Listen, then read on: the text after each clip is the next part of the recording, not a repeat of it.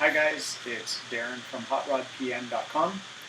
This video is getting a little bit more closer to home and what I use on a day-to-day basis. I'm going to break it down into, I think, 3 sections. One, my immediate tools that I use as being a PM for clerical documentation, and then the other 2 sections more for hand tools, other things, and it kind of is going to blend into where kind of a technician, but it still kind of plays the role as being a PM too. When you're first on site onto a job, you're going to be doing a few investigative procedures as well as your paperwork or documentation. So getting right into it, first thing, I have a MERS, a case that I carry, my binder. I've got extra paperwork, I've got forms, I've got work authorizations, I've got my completion certificates, anything to do with paperwork, backup, spare files. I always want to make sure I keep extra files, different colors. We usually try to, because you're going to have different types of losses. You're going to have fires or floods or vehicle impacts, trauma, anything to do with that. So if they're all the same color, they get blended in too much. So if you separate them with colors, you don't really have to be digging around too much. You know what you're looking for. Also, always try to have a binder that keeps spare pieces of paper, notebooks, pens.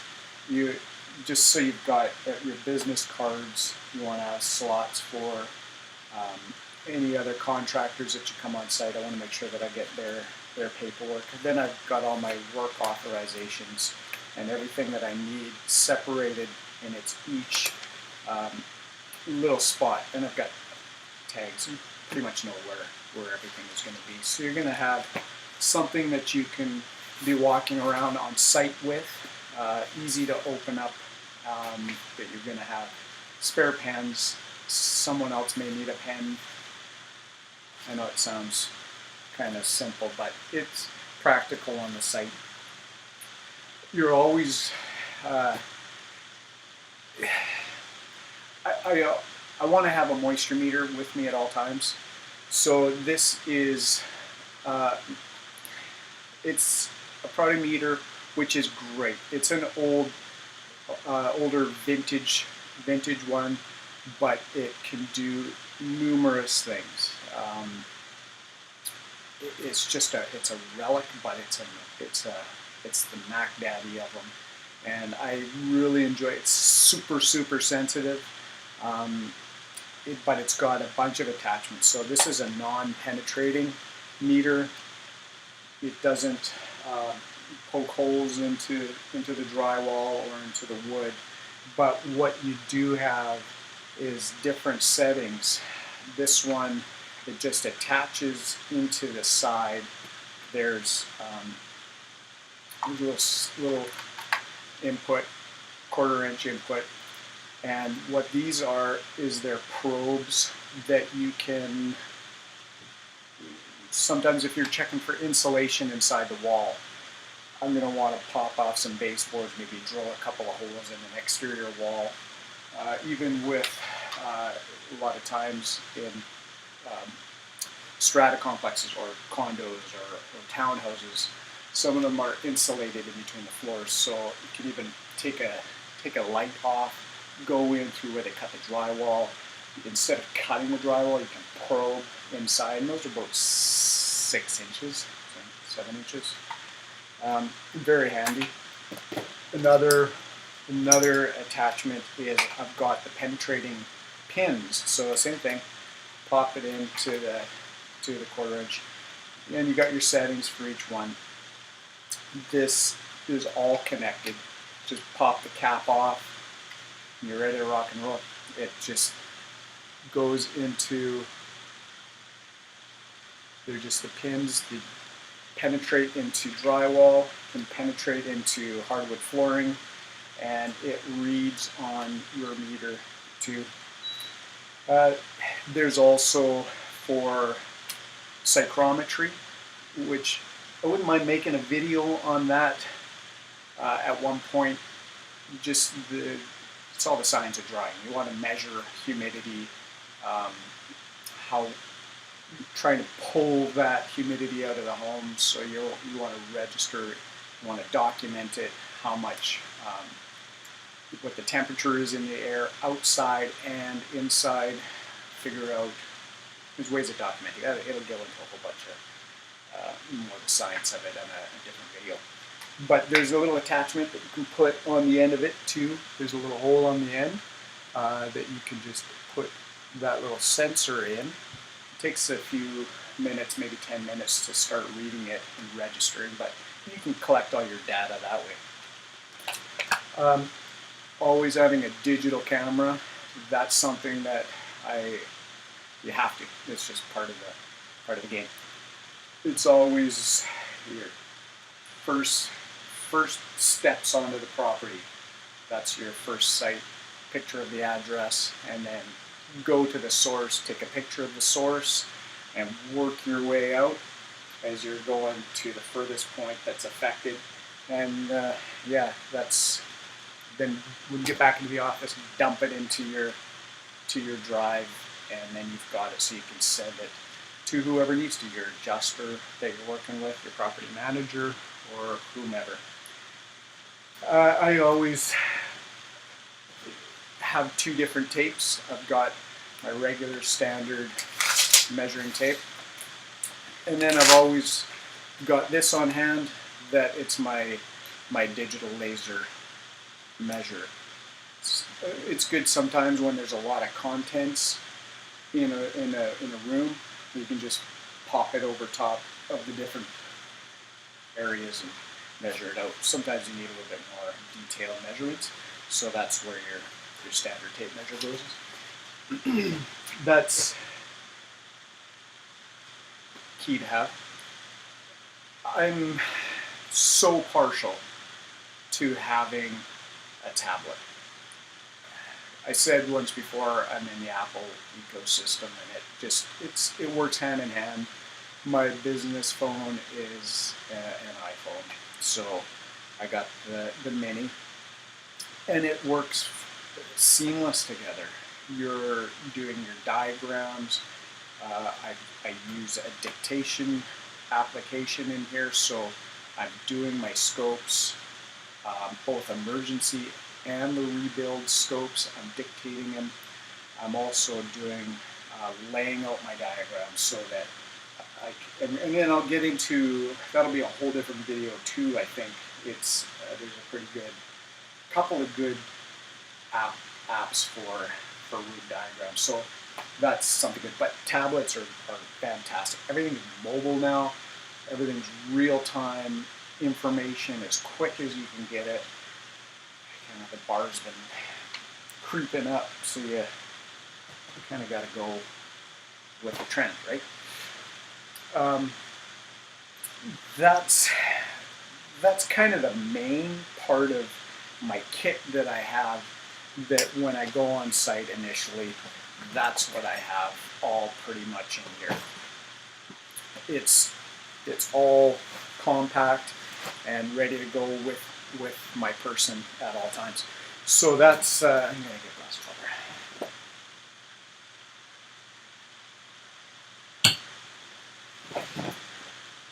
Sorry. So what else do I have? I always make sure that I have a duffel bag, and it carries all my larger items. So I've got my waterproof rain jacket. That's always with me at all times, not in the summer. A hat, rim rock, if you're wearing your helmet, which you should be on sites when it's a construction site. you want to be making sure you got your melon protected. And when the melon protector comes off, sometimes you need a hat because the hair ain't looking all that great. I got a fleece. Sometimes it gets pretty chilly. I have a fleece with me, and it'll go underneath my rain jacket too. So that's something that I want to have on. You want to make sure that you got your reflective vest, because you're going to go on sites with the fire department, the police department. There could be sites where you're going around with personnel of that nature. So you want to make sure you've got your tags of documentation on it, clipped to it, reflective vests. Even it's good to have sometimes something on your ankles too. Not necessary, but at least you got something that is reflective on you. Always making sure I've got a flashlight. Even just getting to a property, getting to a house, you want to can't always even see the address on the house. So that's sometimes the first thing you even use before you even get to a property. So that's something I have with me. I want to always carry with me Tyvek suits. So you've got a couple different sizes. I usually will have one for myself, obviously. Sometimes this is normally with fires, if you're going into a fire loss, or if you're going into a situation where you have a trauma scene after the trauma has occurred. There's sometimes a large amount of odor that's in the site. So having a Tyvek suit will help for contamination. And if you're with the insurance adjuster, sometimes they don't have the suit with them, so you can give them one of your suits as well. So that's a good courtesy that you want to have. I tend to carry, I want to make sure that I've got my respirator, my mask. I've got a respirator that I have with the different cartridges. I usually carry the P100s. They're a versatile cartridge that it's not so much for, it's more for dust control, like if you're into that. Odor to some degrees, not so much the aerosols. It gets into a different type of cartridge, but depends on what you're doing mostly, I guess. But for myself, I'm not into very often going into where there's high concentrations of aerosols. Earplugs, you can get into situations where it's getting pretty busy, a lot of construction going on. You can also just give them to whoever you need to. I've got a bag, usually of latex gloves and booties. I'll carry some booties with me just so I can slip over the top of my shoes if it's into a place where you're going through an unaffected area of the place into an affected. So you want to make sure that you look after the person's home and keeping it tidy. I know this is all common sense. This is all something that you already know, but I'm just showing you what I use. I'll also carry, I've got my gloves. They're work gloves. They're mechanics gloves, but they're great. I got a couple of fingers are chopped off so I can pick my nose if I need to, or pick your friend's nose, whatever. But it's good to have on there. What else I got on my little typical? I've got lock boxes. You want to make sure that you carry lock boxes on so that you can get that key from the homeowner. Get it. If they can let you take one, take a key, get it on there, get it on the site, on the premises somewhere, because you want to make sure that you have access at all times as most as you can, because it streamlines the job that much better. One, trades love you for it. If it's a larger loss, there's going to be second bids. Different contractors assigned to get pricing for the adjuster. You can give them your lockbox number. They can get their subs in, and keeps the process going. Gets you back into the site as quick as possible. Garbage bags, just a roll of garbage bags. I want to make sure I probably see the bald spot on my head there. Sorry about that. I have a Ziploc bag full of asbestos bags. So if I know that the property is going to be later than 1991, if I'm not able to take the sample, I'll leave the samples there, and then what the technician will do is you take the sample, and you want to make sure that the tuck tape is placed on the area where that sample is taken, just to make sure that you're not causing any airborne particulates. That's good practice.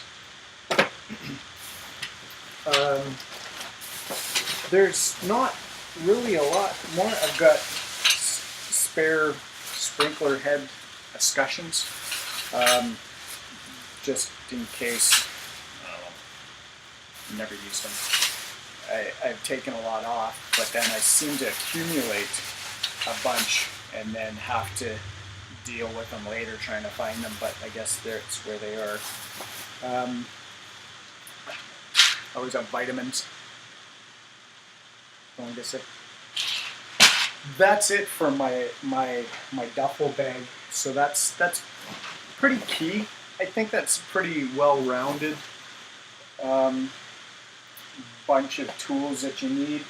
I've got so you're kind of blending into where the technician would be taking over.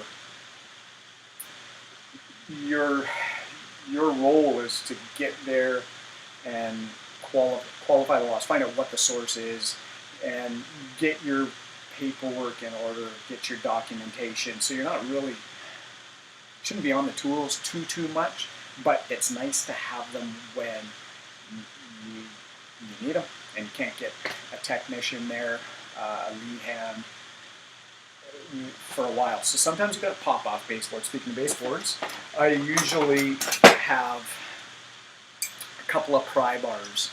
So that's a good thing, because pretty much every job you're going into, you're popping baseboards off, you're taking maybe cabinet toe kicks off, or the veneer. Sometimes you're dealing with the veneer, so good practice is use your cutter, use your blade. Take that little bead of silicone or that DAP, cut that, and then the reason why I like using a couple of pry bars is you can get the one end, get the other end, and just work your way down the board so that you're not snapping them off. It's really easy to maneuver, and it's even good for mirrors. Sometimes you can pop a mirror off. You can go at it from all around, hopefully without breaking it. Getting more in depth, but there's all good things to keep in mind. I am done for this video. This is pretty much everything that I need for my site visits. Then if you get more in depth, you're getting into tools that the techs are using, truck mounts, compressors, whatever. So that's where I'm going to end with this type of a video, because it's pretty much everything that I use. Any questions, please let me know what you think. If there's anything that that you can suggest that I need to even add into my kit that I'm not thinking of, because I want to make sure that I'm getting up to date, better at what I'm doing. So let me know what you guys have. anything that you can think of, just subscribe. Subscribe to it. Let me know if you guys are interested. Then I can keep making these videos. Because if I know that you're out there looking at this stuff, then I know that I'm reaching an audience or somebody that thinks it's pretty cool. Because it's good information. It helps in this field. It's a unique field. There's a lot of great PMs out there. A lot of great guys that know what they're doing, and if you can get around them, take in, absorb everything you possibly can, because especially these old timers that have been at it for 20, 30 years, large losses. They've been around for decades. They're a phenomenal amount of information. Just find out what they've done. Things have changed now. It's not like the way that they used to do it, but man, they've got depths of knowledge that you just grab whatever you can, because you got to pass that on to people coming up after you.